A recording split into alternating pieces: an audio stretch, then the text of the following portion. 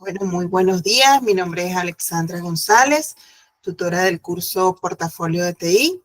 Y hoy vamos a dar inicio a nuestro encuentro síncrono. Vamos a tratar un tema súper interesante, muy complementario, quizás con algunos tips adicionales con respecto a todo lo que han venido desarrollando con este curso de Portafolio de TI. ¿Okay?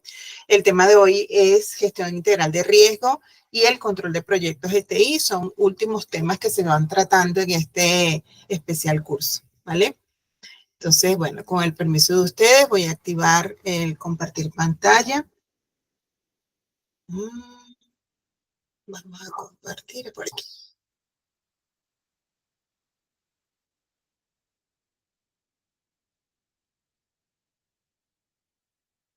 ¿Me confirman, porfa, si la ven? Sí, sí, la estamos viendo. ¿Sí? Ok. Entonces, no, este no es aquí. Vamos a presentar por acá. Ok. Bueno, esta es nuestra presentación. Vamos a tratar los siguientes temas. Vamos a hablar un poquito sobre la administración de riesgos en proyectos, cosas muy puntuales, muy precisas. ¿Cuáles algunos ejemplos prácticos de ese escenario de riesgo que se puede presentar en las organizaciones? Vamos a hablar sobre el proceso de gestión de riesgo que ustedes lo acaban de repasar de manera magistral a través de sus aportes, a través también del estudio de los contenidos. Vamos a ver el plan de acción y las medidas de mitigación. Son aspectos muy puntuales. Cómo se hace el seguimiento a través de las reuniones, ya asumiendo el rol del líder de proyecto, asumiendo un poco ese perfil. Y si no asumimos ese perfil dentro de las organizaciones, pues vamos a ver si integramos ese equipo multidisciplinario, vamos a ver de qué trata eso, ¿ok? Cómo se lleva una carpeta de control, cuál es la documentación que puede estar asociada a ese seguimiento del proyecto, cuáles son esos indicadores de progreso para nosotros poder rendir cuentas de manera informada o tomar decisiones de manera informada con la alta gerencia y la comunicación efectiva del portafolio de TI, porque no solamente podemos entregar información o resúmenes bajo un mismo esquema de lenguaje, sino que también tenemos que considerar los distintos perfiles de la organización a quien nosotros o con quienes nosotros nos vamos a reunir. ¿Okay? Entonces, bueno, sin mayor preámbulo, vamos a avanzar acá. Es una presentación muy corta, muy precisa, pero bastante puntual, que les va a servir luego de apoyo para sus futuros proyectos o para avanzar con otras asignaturas. Bueno, repasemos aquí un poquito el propósito de la gestión de riesgo. Es esa forma de anticipar, de prevenir, de mitigar, de evaluar las posibles amenazas que se puedan presentar en el desarrollo de un proyecto. ¿Ok? De eso trata la gestión de riesgo. Y cuando nosotros estamos informados sobre esas posibles amenazas, sobre esas posibles fallas que puedan ocurrir, sobre esas desviaciones que se puedan presentar, nosotros vamos a estar mucho más preparados para tomar decisiones de manera asertiva. El nivel de incertidumbre, bueno, no hay nada peor que abordar un proyecto con un mar de incertidumbre. Pues si nosotros sabemos a los riesgos que nos enfrentamos, y no es que pensemos o no es que nos miren como el profeta del desastre o tú sí eres pesimista, porque nos suelen decir así cuando yo he llevado muchos proyectos y cuando comparto o cuando escucho ciertas opciones, yo me pongo como el señor preguntón o la persona preguntona dentro del grupo. Ajá, ¿y qué pasa si? Y tienes previsto tal cosa, ¿y qué pasa si esta persona no quiere o qué pasa si no consigue los recursos? Entonces muchas veces nos dicen, pero tú eres profeta del desastre, tú eres pesimista. Y no es que seamos pesimistas, sino que nuestro cerebro a la hora de hacer un proyecto trata de disminuir, es algo innato, debe ser algo innato, algo natural, debe disminuir lo más posible a nivel de incertidumbre. Es como cuando ustedes van a adquirir un bien, cuando ustedes van a comprar una casa, cuando ustedes van a comprar, qué sé yo, van a hacer una inversión para un plan vacacional anual. O sea, ustedes buscan por todas partes toda la información que sea posible. Y si tienen dudas, ustedes se instalan a preguntar de manera de llevarlos a tomar una decisión acertada, que puede ser a favor o puede ser en contra. Entonces, bueno, reduce las incertidumbres, aumenta la probabilidad de éxito y, por supuesto, nos volvemos resilientes a la hora de enfrentar algún desafío. ¿Ok? Entonces, de eso trata la gestión de riesgos en los proyectos. A ver. Ay, le di hacia atrás. Ay, aquí. Entonces, la administración de riesgo de proyecto, básicamente, el hecho de estar informado permite tomar decisiones de manera planificada y de manera acertada. Entonces, ¿cuáles son posibles riesgos que puedan surgir? Y hay muchísimos más. Fallas tecnológicas o técnicas, cambios en los requerimientos, y esos cambios en los requerimientos tienen que ver al momento de recopilar la información. Nosotros cuando estamos enfrentando un proyecto de desarrollo de software, un proyecto de desarrollo de página web o el de una app o cualquier otro tipo de proyecto, inclusive podríamos hablar de crear un aula virtual o digitalizar contenidos. Es un proyecto para una organización, de tipo corporativo o para una institución educativa. Todo eso enmarca dentro de este rango de posibilidades. El cambio en los requerimientos es, bueno, cuando hay fallas en ese tipo de riesgo es catastrófico, porque o no hicimos las preguntas, o no hicimos las suficientes preguntas, o nos entrevistamos con el usuario que menos sabe, o nos faltó reunirnos con otras personas claves dentro de la organización que tienen otro punto de vista. Inclusive, cuando nosotros hacemos un análisis de requerimientos, tenemos que ver con quién es la población o quiénes son los talentos que interactúan con el sistema actual y quiénes son los que van a interactuar con un sistema que se va a proponer o con una nueva versión o con un rediseño o con una reingeniería de proceso, dependiendo del marco donde se desarrolla el proyecto. Pero eso es fundamental. A veces nos encontramos que estamos a la mitad del camino del desarrollo de un proyecto y surgen nuevos requerimientos que no habían sido contemplados. Entonces eso nos afecta la programación, la planificación, los recursos, un montón de cosas, un montón de variables. Entonces hay que estar muy pendientes de esos requerimientos. Riesgos de seguridad informática, quizás aquí lo que demanda para estar tranquilos desde el punto de vista de la seguridad informática es la inversión financiera, porque hay plataformas, hay personal con competencias en manejo de estas áreas de la seguridad informática, pero son costosas. ¿Okay? Quizás el riesgo de saber que pueden suplantar identidad o robar datos de la institución, datos sensibles, pues eso se dice fácil, es fácil de resolver, pero requiere una inversión. ¿Ok?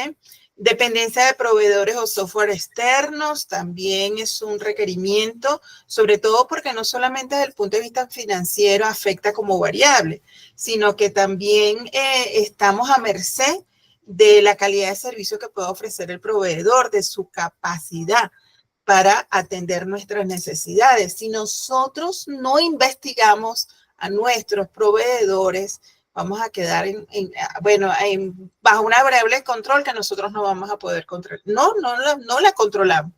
Dependemos del proveedor, nos va dejando, puede ser que nosotros requiramos algún componente, algún servicio, alguna instalación de equipo, algún ajuste o requerimiento que tenga que ver con algún servidor, con algún rack o puede ser inclusive hasta con una planta eléctrica, con un sistema de enfriamiento y el proveedor no nos dé fecha exacta, no nos dé calidad, no nos aporte servicios, montó, cobró y se fue y se desapareció y no hay garantías, no hay respaldo. Entonces, ese punto de los proveedores es crítico. Lo mismo sucede con los software externos. Nosotros siempre buscamos software que sean compatibles, que se amolden, que se adapten a lo que ya tenemos en la organización. O si no tenemos nada a nivel de software, pues buscamos un software que tenga unas características que pueda ser adaptable, que se pueda expandir, que pueda crecer junto con las necesidades de la empresa. Pero si nosotros no hacemos esa investigación, nos vemos los comentarios, nos vemos que otras empresas están utilizando ese software. Mire, yo he tenido a empresas sentadas en la mesa ofreciéndome un mundo de beneficios, de posibilidades de crecimiento, de software que, bueno, automatizan todos los procesos de la organización. Y resulta que les pregunto, ajá, ¿y quién más tiene los servicios o quién más ha adquirido? No, es que estamos comenzando y no tienen clientes, ¿sabes? Están lanzándose apenas al mercado. Bueno, si uno es responsable o forma parte de quienes toman las decisiones dentro de una organización, pues sería irresponsable eh, darle la entrada a una empresa que apenas están haciendo. Obviamente sí, vamos a decir, no, pues quizás si fuese una empresa más pequeña, quizá, bueno, vamos a darte la oportunidad, pero si tenemos una empresa o somos parte de una organización muy grande que tiene sedes a nivel internacional, que parte del trabajo que se genera en la sede también repercute en las otras áreas geográficas, sería irresponsable optar por un software que no ha sido probado. ¿Okay? Me pueden interrumpir, pueden opinar, pueden aportar si ustedes lo desean. ¿Qué les ha parecido hasta ahora lo que hemos estado conversando con respecto a los riesgos, con respecto a lo que hablamos sobre lo que es la importancia de los riesgos? A ver, ¿quién me comenta? Carlos, Rigoberto, Andri. Sí, definitivamente esta etapa de definición o de control de riesgo es una de las partes más importantes en la gestión de proyectos, porque mucha gente a veces motivada por el mismo tema de los tiempos, de cumplir con un tiempo, con un presupuesto, lo descuida y luego en el tiempo que se va a ver el problema de no haber hecho una buena gestión de riesgo.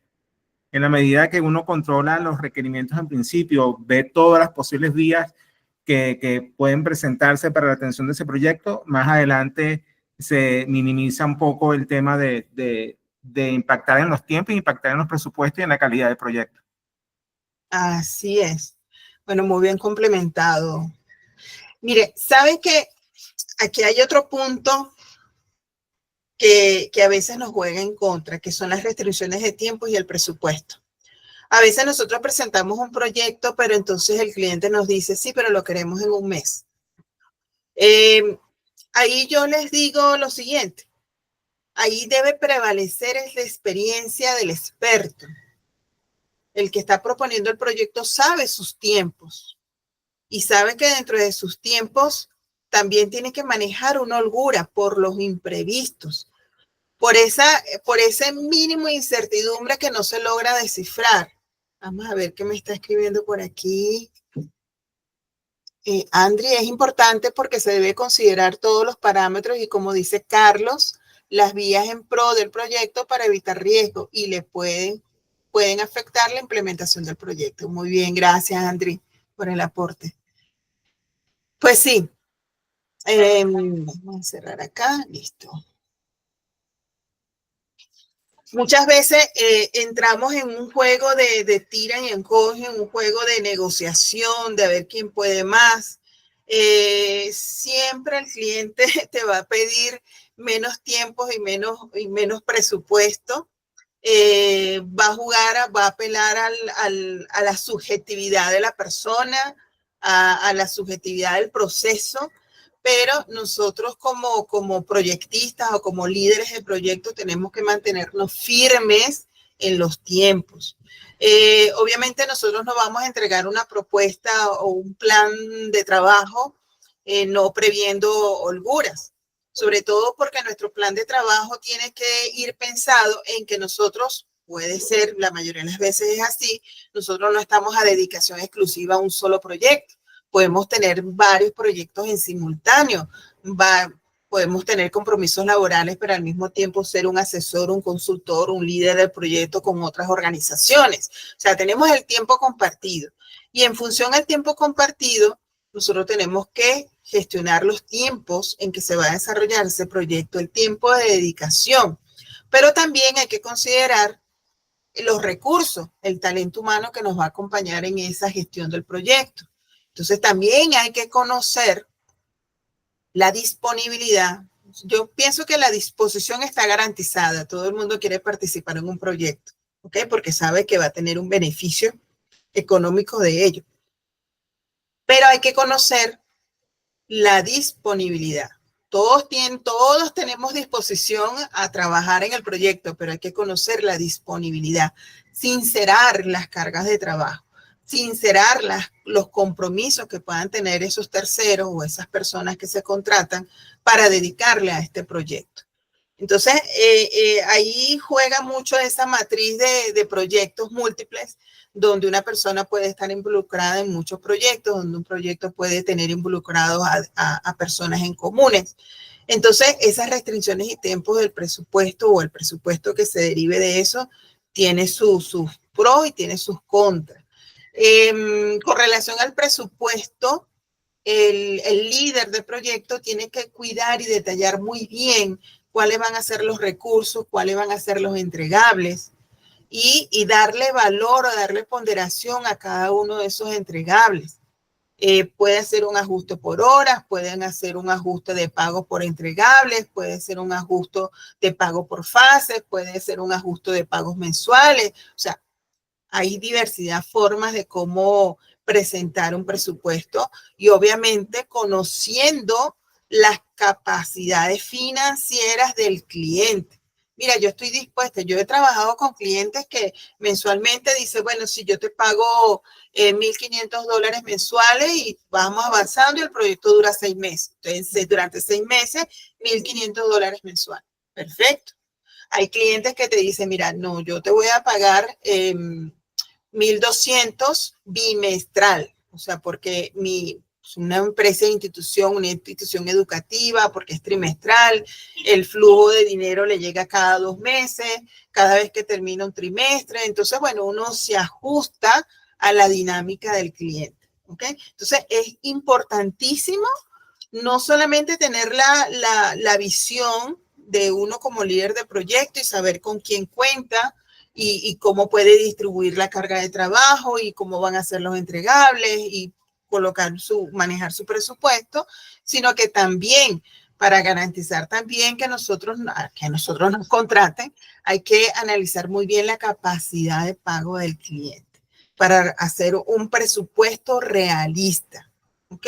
Y esas restricciones de tiempo, los plazos de entregas también sean realistas, ¿ok? Déjeme ver ahora.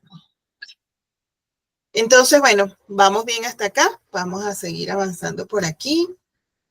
Escenarios de riesgo, algunos ejemplos prácticos que se puedan presentar acá. Bueno, fallas en la estructura, caídas del servidor, interrumpen los servicios críticos de la organización, puede ser por falta de mantenimiento, hay que tener previstos los backups.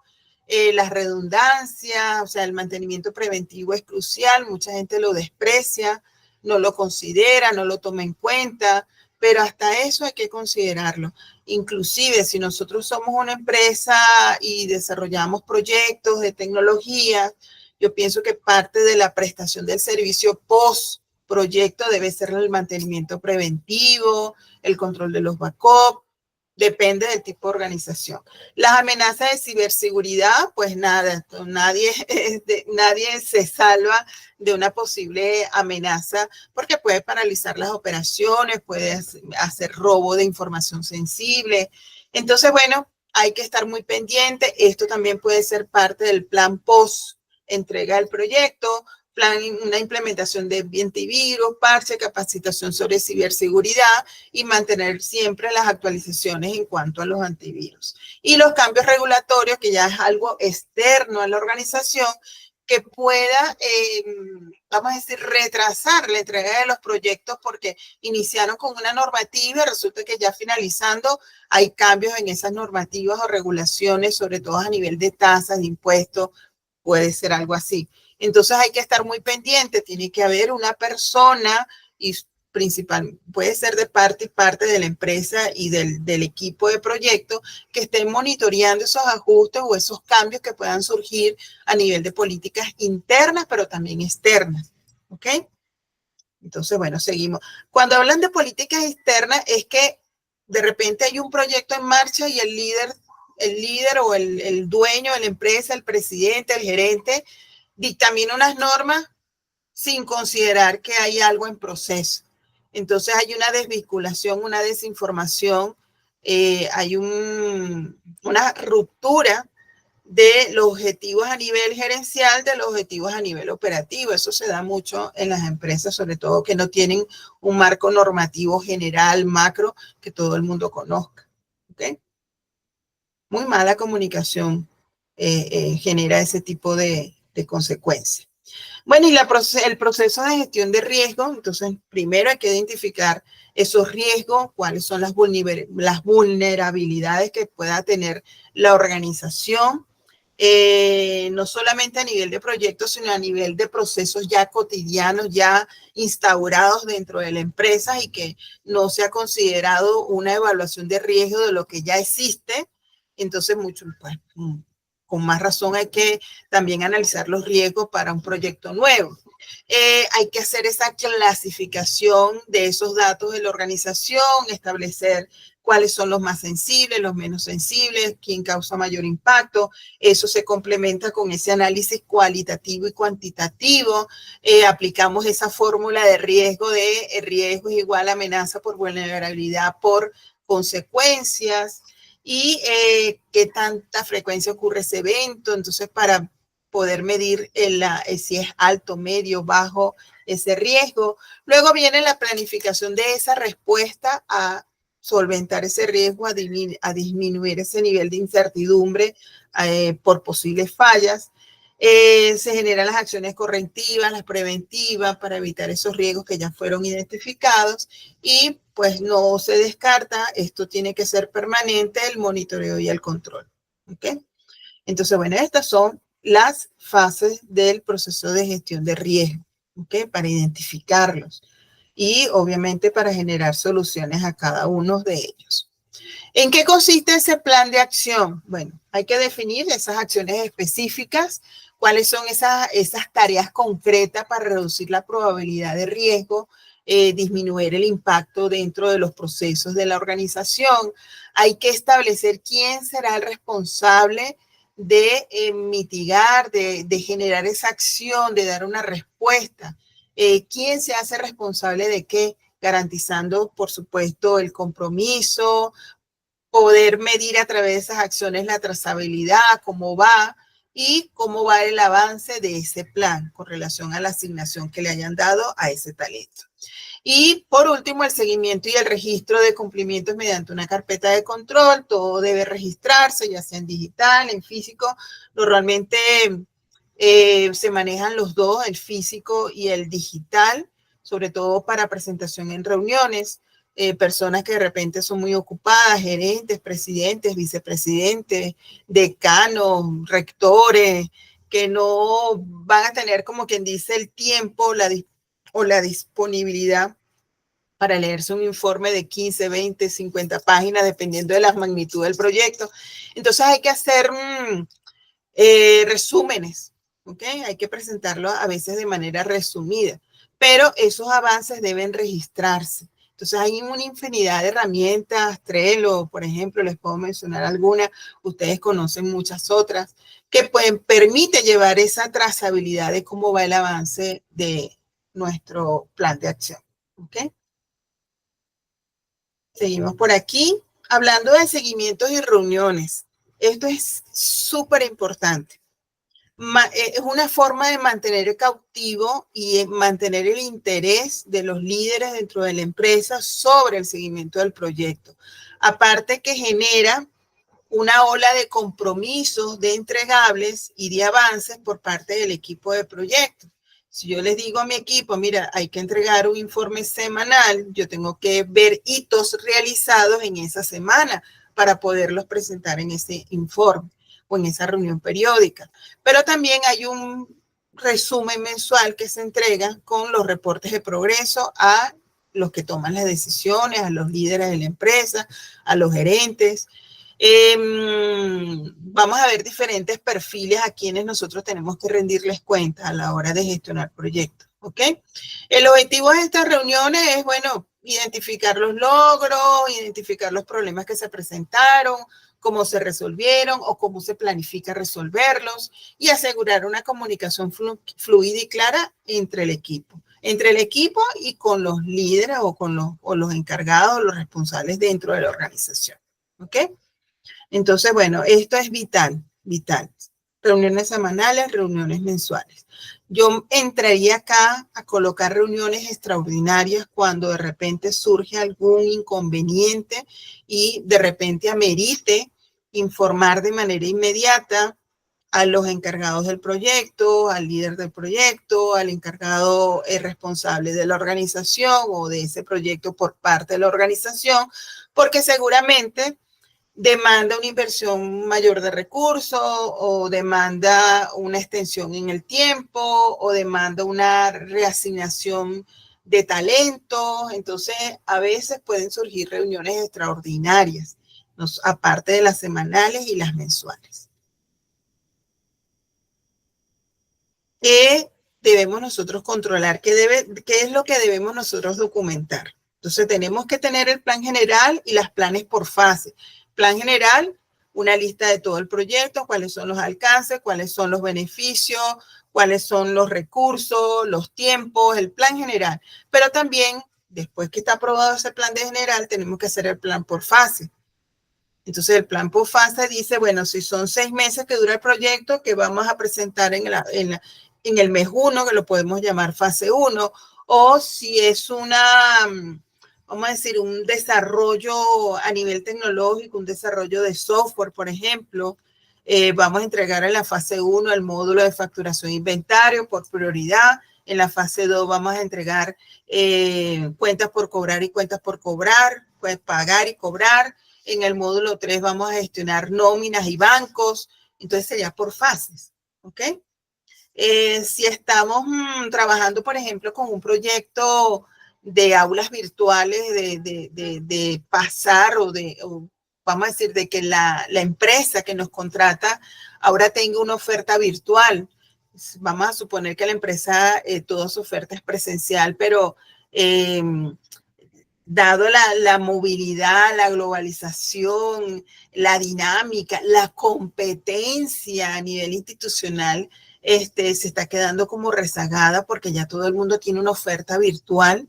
Entonces, bueno, decide generar un proyecto de generar una oferta virtual. Entonces, ¿qué eso implica? La fase 1 de repente es el diseño de sílabos, la fase 2, diseño de los guiones de contenido, la fase 3, ya junto con la fase 2, allí empalmadita, es el diseño del aula virtual, la configuración, el manejo de los plugins, el diseño de los contenidos y la subida al aula virtual como fase 4.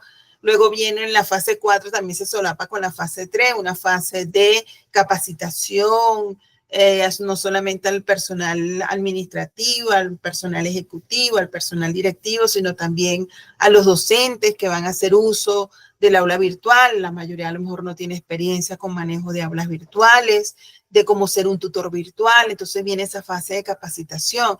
Entonces, bueno, es muy factible que entonces se generen esos planes de fase, ¿okay? Planes por fase.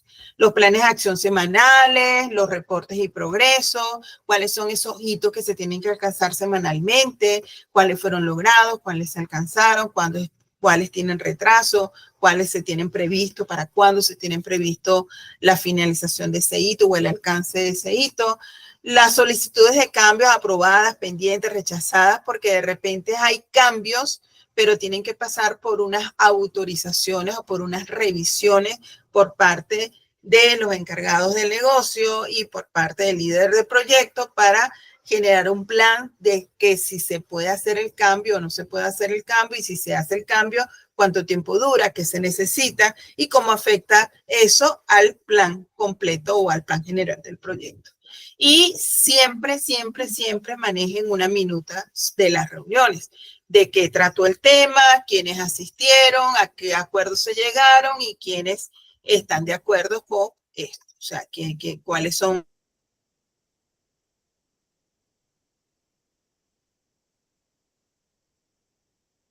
algún tipo de autorización, si se hace a través de un software de manejo de documentos, simplemente se hacen las aceptaciones o se establecen los acuerdos de aceptación de ese documento. ¿Ok?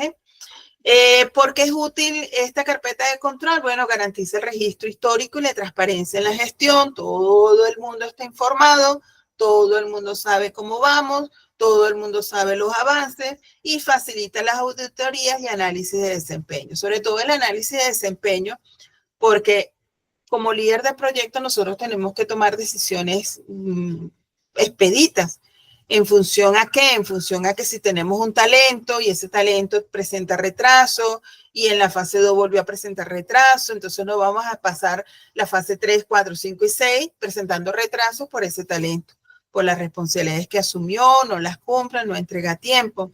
Entonces ahí toca hacer un reemplazo o hacer una reubicación para no ser de repente drástico. A lo mejor fue que no analizamos muy bien las potencialidades de ese recurso, de ese talento, y entonces resulta que nos cae como anillo al dedo mejor en la parte de seguimiento y control en vez de desarrollo de software, por ejemplo.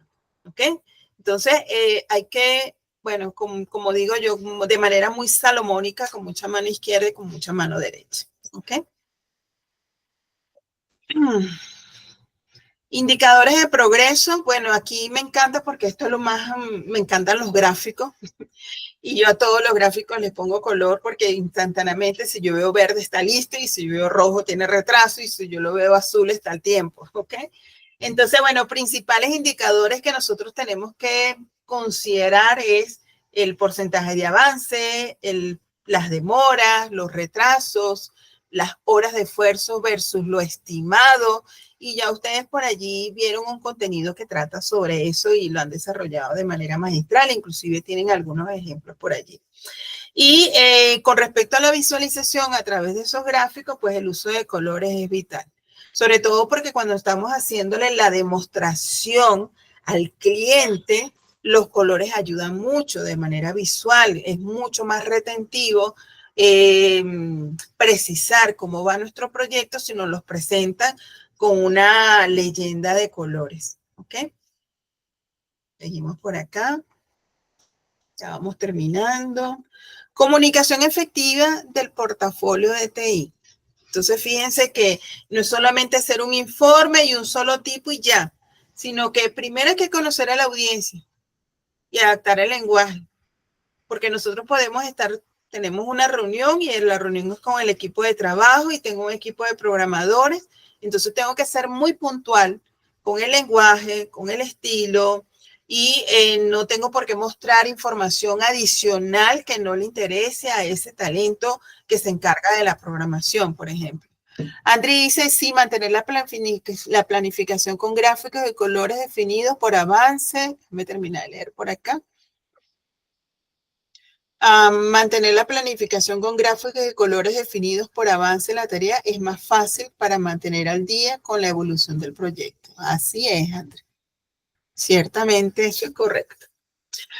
Bueno, les venía diciendo entonces que hay que adaptar el lenguaje dependiendo del perfil. Nosotros como líderes de proyectos seguramente nos vamos a reunir con un montón de personas dentro o nos tenemos que reunir con el equipo de proyecto, pero también nos tenemos que reunir con el equipo cliente, con gerentes, con analistas, con personal directivo, con socios de la organización. Entonces, bueno, para cada audiencia tenemos que ajustar nuestra presentación, nuestro lenguaje, ¿ok? Utilizar gráficos y visualizaciones para facilitar la comprensión. Sí o sí tiene que haber gráficos tiene que tener ese apoyo, tenemos que tener ese apoyo. Incluir demostraciones prácticas de proyectos en acción, por ejemplo. Si yo estoy desarrollando una plataforma para estudios a distancia y ya voy por la fase 2 y ya entrando en la fase 3, yo puedo perfectamente mostrarle al final de mi presentación de los avances, puedo decir, bueno, ahora vamos a hacer un recorrido de cómo está el aula virtual. Ya se configuró el banner, ya se configuró los pies de página, ya tenemos la estructura de los cursos, ya le dimos nombre o le dimos una denominación a los espacios de comunicación. Esto se va a llamar foro de dudas, esto se va a llamar foro de anuncios del tutor, esto se va a llamar sala estudiantil, esto se va a llamar sala de profesores. Aquí vamos a colocar, aquí tenemos un bloque general donde va a tener una botonería. Aquí el estudiante haciendo un clic va a poder descargar el programa del curso, va a poder ver una reseña del tutor, va a poder entrar a una sala de videoconferencia. La estructura de los cursos tiene, en este espacio van los recursos de contenido, en la parte de abajo siempre va a ir la actividad de evaluación y veamos una unidad 1 que ya está en el aula para ver cómo se ve. O sea, eso cautiva. Lo mismo sucede si diseñamos un software, lo mismo un software para controlar algún proceso de la organización. Así mismo sucede si estamos diseñando una aplicación, una apps para móviles o si estamos diseñando una página web para un cliente. O sea, funciona para todo. Siempre muestran avances de lo que llevan. Muchos líderes o muchos líderes de proyecto quieren mostrar todo al final y resulta que no, porque genera desconfianza. Pues la gente a pesar de que tú les muestres gráficos y a pesar de que tú le muestres informes y a pesar de que tú le presentes y hables elocuentemente sobre cómo va el proyecto, siempre va a generar desconfianza porque ya el cliente al mes quiere ver resultados, quiere ver algo ya creado, quiere ver algo ya que se pueda visualizar, que se pueda palpar. Entonces, bueno, no pierdan de vista el mostrar avances de manera progresiva, ¿ok? Y bueno, esto fomenta la interacción, la retroalimentación, si hay algo que no se dijo o algo que no se contempló durante los requerimientos que se analizaron al principio del proyecto, pues cuando se muestra una visual de lo que ya se lleva avanzado, pueden surgir nuevos requerimientos o puedan haberse contemplado o surgen nuevas variables, pues, que a lo mejor el mismo cliente ni siquiera sabía que las podía contemplar, ¿ok? También hay que considerar eso. ¿Cómo vamos hasta aquí? Ya vamos terminando. Hola, bienvenida Jessica, ¿cómo estás? Hola maestra, buenos días. Disculpen el atraso, pero No te preocupes. así que bueno, aquí me uno.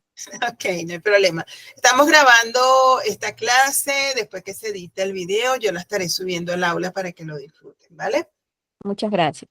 Bueno, algunas conclusiones y beneficios de la gestión integral de riesgo y el control de proyectos. Bueno, aquí tenemos la gestión efectiva de riesgo y el control rigurosamente potencial sobre la eficiencia del portafolio de TI. Eso garantiza que nuestro portafolio de TI esté consolidado, sea robusto. ¿Por qué? Porque estamos previendo esa gestión de riesgo previamente. Va a consolidar, va a disminuir ese margen de incertidumbre, vamos a tener planes de acción ante posibles fallas. Entonces lo que va a hacer es que vamos a tener ese portafolio de TI bastante robusto. La comunicación clara y visual de los avances fortalece la toma de decisiones.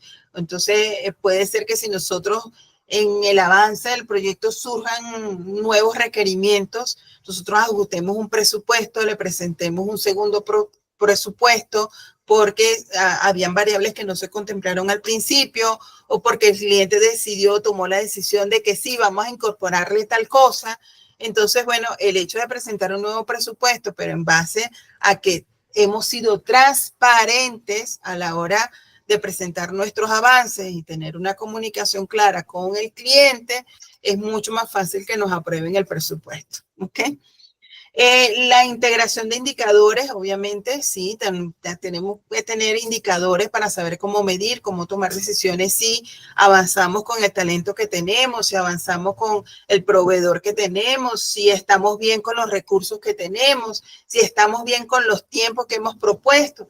Entonces, bueno, todo eso nos lo permite, o todo eso, con el apoyo de los indicadores, nos permite tomar esas decisiones. Y permite anticipar problemas y proponer soluciones, obviamente. Entonces, para la organización, pues la transparencia es lo principal, la mayor alineación entre proyectos y estrategia corporativa, el uso óptimo de recursos, no solamente los financieros, sino también el humano y inclusive hasta recursos de espacios, de infraestructura, de energía, todo eso se contempla allí, ¿ok? Entonces, bueno, esto en resumida, estas conclusiones claves. Y pues hemos llegado al final de esta presentación. Por aquí les dejo el enlace de LinkedIn para que conozcan un poco más de mi perfil, pero hemos tratado sobre la gestión integral de riesgo y control de proyectos. Aquí les dejo el micrófono abierto a ustedes para que pues veamos si tienen alguna inquietud, alguna duda, si quieren aportar algo adicional sobre esta presentación. Voy a ir echando hacia atrás para que... se salió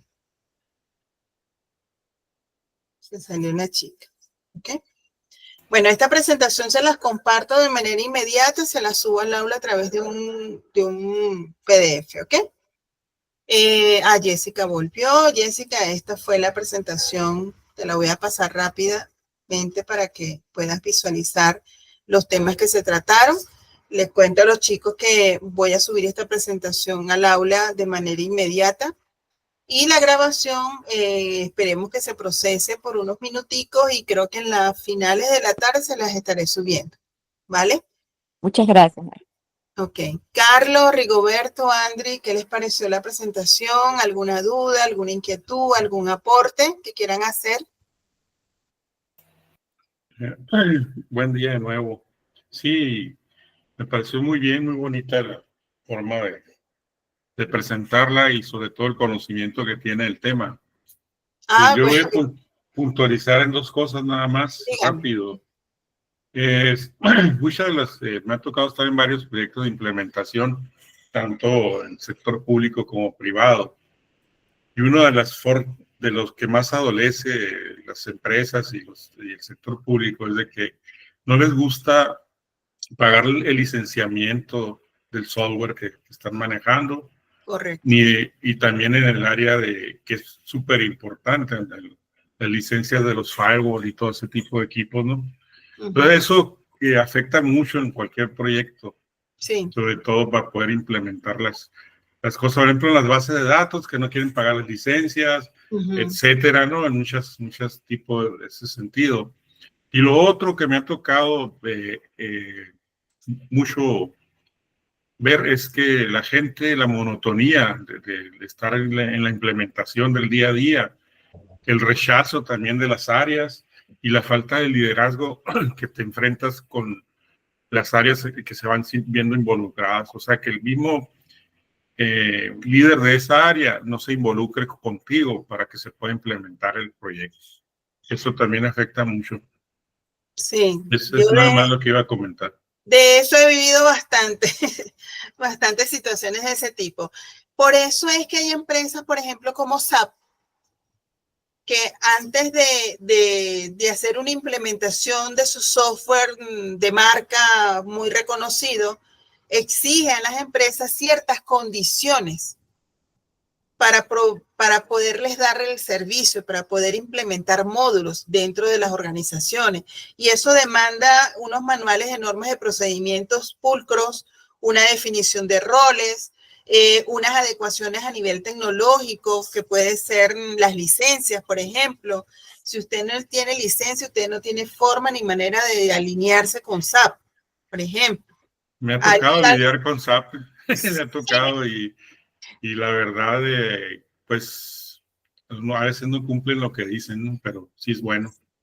Sí es bueno, pero eso depende de la gerencia, quien lo dirige, porque siempre dentro de las organizaciones reconocidas hay cambios a niveles estructurales y organizacionales y eso se refleja en la calidad de servicio que le puedan prestar a los clientes. Andri, muchas gracias por agregar más información con respecto a la materia, abordando puntos. Andri nos está dando un resumen acá. Vamos a verlo más amplio. Muchas gracias por agregar más información con respecto a la materia, abordando los puntos claves en un proyecto. Totalmente de acuerdo con ustedes, mantener un seguimiento para ir ajustando las fases de un proyecto para lograr la mayor eficiencia y efectividad posible. Gracias, Andri. Sí, eso es la columna vertebral de todo esto. ¿Ok?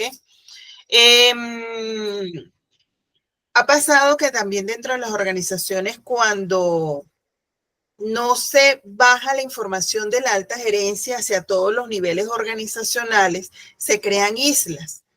Entonces tenemos a un departamento de TI dentro de la empresa muy comprometidos con el proyecto, pero entonces la alta gerencia divorciada o desconoce qué se está haciendo. Por ejemplo, puede estar el departamento de TI o la gerencia de TI activa y alineada con la ejecución del proyecto, pero ese proyecto repercute a otras áreas de la organización. Entonces, de repente vemos divorcios entre la gerencia de recursos humanos o la gerencia de compra o la gerencia de finanzas, aunque el proyecto es para automatizar todas estas áreas, pero hay un divorcio por el desconocimiento, porque esa falta de liderazgo que usted menciona, esos comités ejecutivos donde todo el mundo se entere en qué consiste el proyecto, cuáles son las potencialidades. Y a la hora de nosotros presentar un proyecto, si nosotros queremos garantizar y sobre todo cuidar nuestra imagen como líderes de proyecto, como somos los ejecutores, pues nosotros tenemos que también exigir, y algo que les decía al principio, mantenernos firmes con la planificación, con el presupuesto, pero también con los requerimientos. Por ejemplo, yo en un contrato puedo decirles a mi cliente y colocarlo dentro del contrato de trabajo, decirles que la empresa debe garantizar los espacios de la nube para poder respaldar toda la información que se derive del proyecto. Y yo puedo tener un espacio donde yo voy a ir montando o subiendo todos los productos entregables de la organización. ¿Sabe qué es lo peligroso? Y sobre todo ahora me voy a poner en los pies de la empresa que contrata el servicio. Es que la empresa que genera el proyecto o los líderes del proyecto, la empresa que va a hacer el proyecto, tenga su propio espacio de almacenamiento y ahí tenga todo lo que se genera del proyecto del cliente. Si hay alguna dificultad, hay alguna discrepancia, hay una ruptura de relaciones, ¿quién se queda con toda esa información? Entonces la empresa queda grave porque pagó una cantidad de dinero por cosas que no tiene, porque no lo tiene ni siquiera en su espacio en la nube. No sé si me captan la idea. ¿Okay? Sí, claro, claro. Ahí entra entonces cuestiones éticas y profesionales. Ahora, si yo soy un líder de proyecto y yo sé que la empresa no tiene la capacidad todavía para adquirir un servicio de dominio con cuentas de correo electrónicos institucionales, que no tiene suficiente espacio en la nube, que el espacio en la nube lo tiene limitado, que no ha hecho las contrataciones o los pagos respectivos para tener por lo menos 2 teras de espacio en la nube, yo responsablemente resguardo la información, pero éticamente yo sé que toda esa información es de la empresa. Si hay una ruptura de relaciones, hay una cancelación del contrato, ya no se continúa el contrato porque X, Y, Z, surgió algún problema de infraestructura, de problemas financieros por parte del cliente y no puede avanzar con el proyecto, yo establezco los canales regulares, la planificación para poder hacer la entrega de todos esos entregables que hasta la fecha se realizaron. ¿Ok? Porque esa información, tenemos que estar claros, es de la empresa. La empresa nos paga por eso. ¿Ok? Por ahí, ¿quién nos está escribiendo?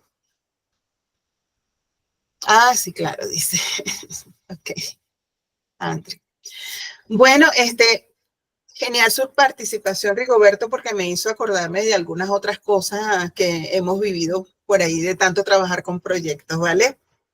Entonces, bueno, pues nada, De esto no se aprende de la noche a la mañana, obviamente la práctica, la experiencia, los diferentes escenarios, siempre nos vamos a encontrar con un escenario novedoso, inédito para nosotros, pero la idea es que nosotros tengamos ya una ruta, una forma de trabajo, que sepamos que hay algunas cosas que no se pueden obviar porque nos va a poder jugar en contra. Entonces, bueno, de eso es lo que hay que estar muy pendiente ya para finalizar esta presentación. Entonces, no sé si alguien más quiere aportar algo. Carlos, Jessica, con lo último que has escuchado. Bueno, Profe, tengo una... Ah, bueno, disculpa, Jessica, adelante. perdóname, Carlos. Sí, bueno, yo solamente quería acotar que definitivamente todas las metodologías de trabajo son marcos referenciales, no camisas de Sí, fuerza, lo que yo siempre le digo a las personas correcto. que están conmigo. Y que uno debe siempre, como buen líder, visualizar el entorno del cliente y qué es lo que se adapta a esa realidad. Si es una empresa que tiene un nivel de organización mucho más ligero, ok, con personas que no están jerárquicas, uno no puede venir a intentar, pues, aplicar una metodología PMP, por ejemplo, con todas sus reglas, porque Correcto. no aplica, ¿ok? No. Entonces, entre más grande el cliente, más actores existan, ¿ok? Y el proyecto tenga un control de riesgos adecuado, uno tiene que darse cuenta qué es lo que necesita aplicar. Y yo lo que quería acotar es que la documentación en un proyecto, para mí, al menos de la experiencia que yo tengo como certificada PMP, es que es lo más importante, porque yo siempre le digo a mi equipo que las palabras se las lleva el viento, las discusiones Eso. después no se acuerdan, pero todo en minutos de reunión, en actas, en los documentos de cada fase que son partes de los entregables, porque el entregable no solamente es el producto funcionando, sino Ajá. documentación que respalda lo que se hizo, cómo se hizo, el diseño que se aplicó, la configuración que se definió con el cliente. Importante porque es lo que al final dice, bueno, cuando entran discrepancias o cosas que siempre suceden, porque Sí, nunca he tenido un proyecto que vaya de cabo a rabo 100 sobre 100. Esta documentación es la que nos ayuda pues digamos que mediar y encontrar la luz al final del túnel. Eso nomás quería. exacto. Y a respaldar nuestro trabajo o respaldar la calidad de nuestro trabajo como Exactamente. líderes de proyectos. Muy bien, excelente aporte, Jessica. Carlos, ¿qué ibas a mencionar? No, bueno, mi consulta va no tiene que ver con lo que estamos hablando ahorita, sino una consulta más de la materia. Entonces, no sé si ya los demás compañeros terminaron las participaciones y luego hago la pregunta. Dale, dale, haz la Bueno, pregunta. tiene que ver con el tema de que originalmente esta materia se llamaba Capstone, creo, ¿no? Ajá, sí. ¿Qué ocurrió? ¿Es otra materia distinta o es que cambiaron el nombre o cómo? Capstone en Estados Unidos es portafolio, es Ok. como proyecto, ¿ok? Ok, porque como entendía, según el contenido de que nos iban a mandar a hacer algún proyecto en la carrera, pensé que era en esta materia donde íbamos a ver esa planificación para el proyecto de la carrera, o hay una materia luego donde vamos a ver eso. Mira, no conozco muy bien el pensum de la carrera, no sé si esta es la última materia que ustedes están cursando. No, Ah, ok. estamos a la mitad. ¿A la mitad? Ah, Sí. ok. Entonces no debe haber otra asignatura a la final que les pida hacer un portafolio, aunque esta se llama portafolio, pero puede ser que al final les pidan alguna otra cosa. Tengo entendido que a nivel de Estados Unidos no se estila hacer lo que se llama tesis de grado, pero sí podemos hacer portafolio o hacer una investigación con una investigación aplicable, también se le dice. Pero de acuerdo al sílabus de este curso, no demanda hacer un proyecto o hacer, porque es que el tiempo es muy corto para hacer un proyecto. ¿Ok? Entonces, quizás esta información les sirve como una fase previa a lo que probablemente puedan solicitarle más adelante como un proyecto, ¿vale? Perfecto, gracias. Vale, ok. Bueno, no me queda más que despedirme, desearles que tengan un lindo fin de semana. Espero que les haya gustado la presentación y ya pronto la podrán mirar a través del aula virtual, ¿vale? Muchas gracias, maestra. Vale, feliz fin de semana, bye. Igualmente, buena tarde para todos. Y buen día para todos, que pasen buen fin. Gracias por conectar. Gracias.